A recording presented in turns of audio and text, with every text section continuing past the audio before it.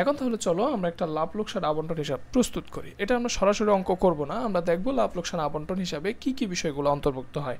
এগুলো খুবই সিম্পল, তুমি যদি জাস্ট একটু সিম্পলি বুঝো, আয় এবং ব্যয়গুলো যদি বুঝতে পারো, কে কাকে টাকা দিলে আয় হয়, কে কার কাছ থেকে টাকা নিলে ব্যয় হয়, সেই বিষয়গুলো যদি বুঝতে পারো, লাভ লোকসান আবন্টন হিসাব তেমন আসলে কোনো বিষয় না।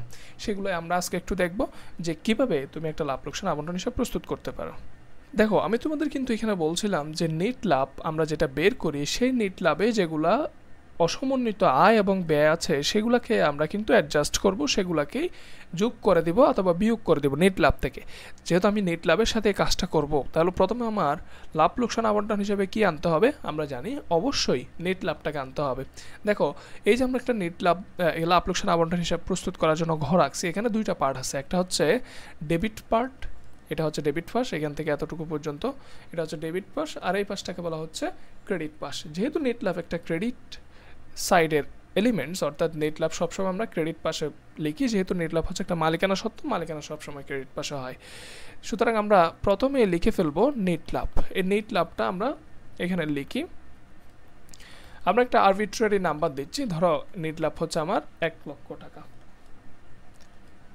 এটা জাস্ট আমি আন্দাজ করে দিলাম, আমরা সরাসরি যেহেতু কোনো অঙ্ক করছি না, আমি জাস্ট এলিমেন্টসগুলো দেখানোর জন্য অঙ্কটা দেখাচ্ছি যে নেট লাভের পর আমরা 1 লক্ষ টাকা বসিয়ে দিলাম, সেটা হচ্ছে আমার নেট লাভ।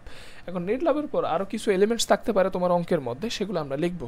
তুমি দেখতে পারো তোমার মূলধনের সুদ থাকতে পারে, উত্তোলনের সুদ থাকতে পারে। তো ভাইয়া মূলধনের সুদটা কি? মূলধনের সুদ হচ্ছে কোম্পানিতে বা প্রতিষ্ঠানে মালিক যে মূলধনগুলো সরবরাহ করে সেটার উপর একটা সুদ মালিক নিয়ে নেয়। দেখো, একটা প্রতিষ্ঠানে 10 জন মালিক আছে, ওখান থেকে কেউ 20,000 টাকা দিল, কেউ 2 লক্ষ টাকা দিল, কেউ কোটি টাকা দিল, তাহলে তারা কিন্তু সবাই একই পরিমাণ সুবিধা ভোগ করতে পারবে না। সে কারণে ওরা কী করে, আগে থেকে যে যতটুকুই মূলধন দেয় তার উপর একটা সুদের ব্যবস্থা করে দেয়, অর্থাৎ এটার উপর একটা লাভের ব্যবস্থা করে দেয়, সেটা হচ্ছে মূলধনের সুদ। তাহলে মূলধনের সুদ প্রতিষ্ঠানের জন্য কি, এটা একটু চিন্তা করো। মূলধনের সুদ প্রতিষ্ঠান মালিককে দিবে, তাহলে প্রতিষ্ঠান যদি মালিককে দেয়, এটা প্রতিষ্ঠানের জন্য একটা খরচ, এবং আমরা প্রতিষ্ঠানের হিসাব করছি। সুতরাং প্রতিষ্ঠানের জন্য মূলধনের সুদ যেহেতু একটা খরচ, সেটা নেট লাভকে কমিয়ে দিবে। খরচ নেট লাভকে কী করে দেয়, কমিয়ে দেয়। আর খরচ বলতে আমরা জানি সেটা ডেবিট সাইডের একটা এলিমেন্ট। সুতরাং আমরা লিখব যে মূলধনের সুদ, আমরা ডেবিট সাইডে কি লিখব, মূলধনের সুদ লিখে ফেলব। এরপর আরেকটা গুরুত্বপূর্ণ এলিমেন্টস হচ্ছে উত্তোলনের সুদ। উত্তোলনের সুদটা কী পায়? দেখো, মালিক যারা থাকে তারা কিন্তু প্রতিষ্ঠান থেকে চাইলে নগদ টাকা উত্তোলন করতে পারে, পণ্য উত্তোলন করতে পারে, বিভিন্ন জিনিস করতে পারে। যদি কোনো উত্তোলন করে থাকেন, তাহলে সেই উত্তোলনের জন্য প্রতিষ্ঠান কিন্তু সুদ গ্রহণ করতে পারে। কেন? ধরো এক এক মালিক এক এক রকম উত্তোলন করলো, তাহলে সবাই কিন্তু সব সমান সুবিধা পাচ্ছে না। সেই কারণে ওই উত্তোলনের উপর যদি প্রতিষ্ঠান সুদ পেয়ে যায়, তাহলে সবাই কিন্তু জিনিসটা নিউট্রাল হয়ে যায়, কেউ বেশি আর কেউ কম পাচ্ছে না। যদি তুমি উত্তোলন করো তোমাকে সুদ দিতে হবে, ব্যাপারটা হচ্ছে এরকম। তাহলে উত্তোলন সুদ প্রতিষ্ঠানের জন্য একটা আয়। কীভাবে? মালিক কিন্তু প্রতিষ্ঠানকে উত্তোলনের সুদ দিবে, সুতরাং সেই কারণে উত্তোলন সুদকে আমরা বলছি একটা আয়। তাহলে আমরা বলবো উত্তোলনের সুদ যেহেতু একটা আয়, সেটা নেট লাভের সাথে যোগ হবে এবং এটা ক্রেডিট পাশে হবে উত্তোলনের সুদ। সিম্পল, শেষ। এরপরে আরও অনেক কিছুই থাকতে পারে, যেমন হচ্ছে মালিক প্রতিষ্ঠানে কাজ করছে, 5 জন মালিক আছে, ওখান থেকে 2 জন হচ্ছে প্রতিষ্ঠানে কাজ করে, তাদেরকে বেতন দিতে হয়।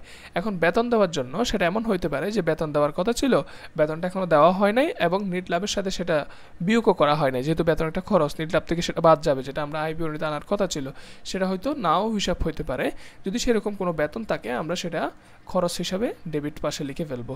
এখন বেতন কে কত টাকা পাইছে, হইতে পারে ক পাইছে 200 টাকা, 2000 টাকা, খ পাইছে ফর এক্সাম্পল 1 বছরে বা আমরা যতদিন হিসাব করছি 3000 টাকা, তাহলে টোটাল 5000 টাকা আমরা এই পাশে লিখে দিব। আচ্ছা, আমরা এখানে কিছু নাম্বার লিখে মূলধনের সুদ আমরা ধরে নিচ্ছি 10,000 টাকা, 10,000 টাকা, আর উত্তোলনের সুদ আমরা ধরে নিচ্ছি 2000 টাকা। এরপর আরেকটা বিষয় আছে, সেটা হচ্ছে উত্তোলন। আমরা জানি যে উত্তোলনের সুদটা লিখছি, এই উত্তোলন সুদটা কিন্তু কিসের উপর হিসাব করা হবে, উত্তোলনের উপর হিসাব করা হবে। দেখো, তোমরা এখন চিন্তা করতে পারো, যেহেতু উত্তোলন করছে প্রতিষ্ঠান থেকে টাকা কমে যাচ্ছে, তাহলে নেট লাভ থেকে কমবে কিনা? না, দেখো, উত্তোলনটা হচ্ছে মালিকানার সাথে রিলেটেড, এটা আয় এবং ব্যয়ের সাথে রিলেটেড না। উত্তোলনকে আমরা আয়ও বলি না, ব্যয়ও বলি না, এটা হচ্ছে মালিকানা সত্ত্বের বিপরীত একটা এলিমেন্টস, অর্থাৎ এটা মালিকানা সত্ত্বকে কমিয়ে দেয়। কিন্তু যদি কোনো পণ্য উত্তোলন থাকে, সেটা আমরা ক্রেডিট পাশে লিখবো। সিম্পলি এটা একটু মাথায় থাকবা, নগদ টাকা বা ব্যাংক থেকে উত্তোলন করলে সেটা আমরা লিখবো না, কিন্তু যদি কোনো পণ্য উত্তোলন থাকে সেটা আমরা লাভ লোকসান আবন্টন হিসাবে লিপিবদ্ধ করব। সেটা ক কত টাকা করছে, গ কত টাকা করছে, বা যে যত টাকা করছে সেটা আমরা এখানে লিখব। মনে করো আমার 500 টাকা ও হচ্ছে 200 টাকা, টোটাল 700 টাকা উত্তোলন করলো, সেটা আমরা এখানে লিপিবদ্ধ করে ফেলবো। এরপর বেতনের পর আমরা খরচের দিকে আরেকটা দেখতে পারি, কমিশন থাকতে পারে। কমিশন অর্থাৎ যে কাউকে কমিশন দিতে পারে, মালিককে দিক বা যে কাউকে দিক, যদি কমিশন থাকে সেটা একটা খরচ, যেহেতু সেটা নেট লাভের সাথে অ্যাডজাস্ট করা হয় নাই, সেটা আমরা অ্যাডজাস্ট করে ফেলবো। ডেবিট পাশে বসিয়ে আমরা ধরে দিচ্ছি আমার কমিশন হচ্ছে 2000 টাকা। এরপর যদি কোনো ঋণের সুদ থাকে সেটা আমরা লিখবো, ঋণের সুদ একটা খরচ। ব্যাপারটা হচ্ছে যদি কোনো খরচ থাকে যেটা মালিকানার সত্ত্বের সাথে এখনও লেখা হয় নাই, সেটাগুলো আমরা ডেবিট পাশে লিখে ফেলবো। যদি কোনো আয় থাকে সেগুলো আমরা ক্রেডিট পাশে লিখে ফেলবো। এটাই হচ্ছে সবচেয়ে বড় শর্টকাট, যে খরচগুলো ডেবিট পাশে, আয়গুলো ক্রেডিট পাশে। তাহলে ঋণের সুদ থাকলে সেটা একটা খরচ আমরা জানি, তাহলে ঋণের সুদ আমরা লিখবো ডেবিট পাশে। তারপর আরেকটা বিষয় আছে, যদি কোনো চলতি সম্পদ থাকে, এটা একটু মাথায় রাখতে হবে। যদি কোনো চলতি সম্পদ, এটা সবসময় থাকে না, যদি কখনো থাকে চলতি সম্পদ, যেমন প্রাপ্য হিসাব থাকতে পারে, অগ্রিম বাড়ি ভাড়া, দোকান ভাড়া এরকম থাকতে পারে। এগুলো যদি কোনো চলতি সম্পদ আমরা ম্যাথের মধ্যে দেখতে পাই, তাহলে সেটা আমরা কোথায় লিখে ফেলবো? ক্রেডিট পাশে লিখে ফেলবো। আর যদি চলতি দায় থাকে কোথায় লিখবো? তাহলে অবশ্যই ডেবিট পাশে লিখে ফেলবো। এই হচ্ছে আমাদের বিষয়। তাহলে এখন লেখা শেষ। এটাই হচ্ছে আমার লাভ লোকসান আবন্টন হিসাব, এর বাইরে আর কোনো কিছু নাই। সিম্পলি নেট লাভের সাথে আয়গুলো আমরা সবগুলো এখানে লিখবো, আর ব্যয়গুলো ডেবিট পাশে লিখবো। এখন হিসাবটা এরপরে কি হবে দেখো, এখানে তোমাকে যতজন মালিক আছে সেই মালিকের নামগুলো এখানে লিখতে পারার মতো করে একটু স্পেস রাখবা। স্পেস রাখার পর আমরা হিসাবটা করে ফেলবো, যে আমরা সাধারণত অ্যাডজাস্টিং যেভাবে করি, যে যেটা বড় সেটা উভয় পাশে লিখবো। যেমন এখানে 1,02,700 অর্থাৎ 1,02,700 টাকা, আর এই পাশে হচ্ছে 10,000, 5,000, 17,000, 18,000। তাহলে অবশ্যই 1,02,700 এটা বড়, আমরা এটা উভয় পাশে লিখে ফেলবো। উভয় পাশে লিখে অবশ্যই আমরা এটা ক্লোজ করে দিতে পারি ডাবল আন্ডারলাইন করে।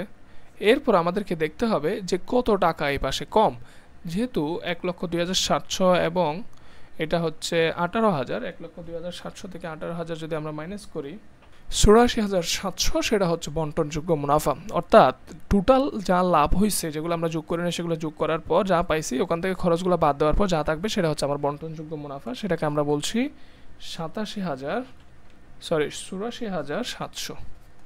এই 84,700 টাকাকে আমরা বলছি বন্টনযোগ্য মুনাফা, এবং এই বন্টনযোগ্য মুনাফাগুলো মালিকদের মধ্যে কিন্তু বন্টন করে দিতে হবে। কিভাবে করে দিব? আমরা ধরে নিচ্ছি আমাদের 3 জন হচ্ছে মালিক আছে। কয়জন? বন্টনযোগ্য মুনাফার ভাগিদার আছে 3 জন, এবং আমরা হিসাবের সুবিধার্থে এটাকে সমানভাবে বন্টন করব। অর্থাৎ আমরা ধরে নিচ্ছি সবাই সমান অংশীদার, সুতরাং সবাই সমানভাবে মুনাফার বন্টন পাবে। দেখো, যদি চুক্তিতে কোনো কিছু উল্লেখ না থাকে তখন কিন্তু আমাকে বুঝতে হবে যে মুনাফা সমানভাবে বন্টন হবে। তোমরা অনেক সময় দেখতে পাবা এক একজন মালিক এক এক রকম মূলধন দিচ্ছে, কেউ 1 লাখ, কেউ 50,000, কেউ 2 লাখ।